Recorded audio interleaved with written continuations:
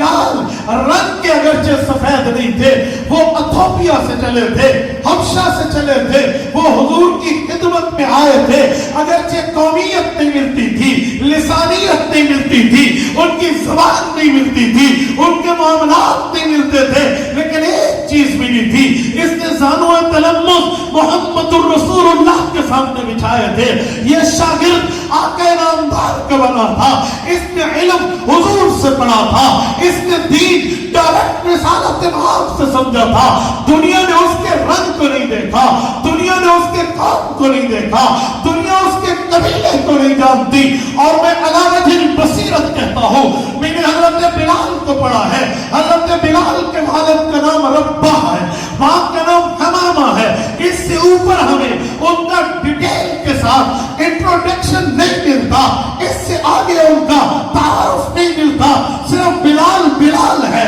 کہ بلال محمدی قدموں میں بیٹھا ہے، محمد الرسول اللہ پاک کے پاس پہنچا ہے، اللہ نے اسے یوں چمکایا ہے۔ روایات میں آتا ہے حضور پاک منامی معراج سے اٹھے تو بلال سے پوچھا، بلال کیا مسئلہ ہے؟ کہ یا رسول اللہ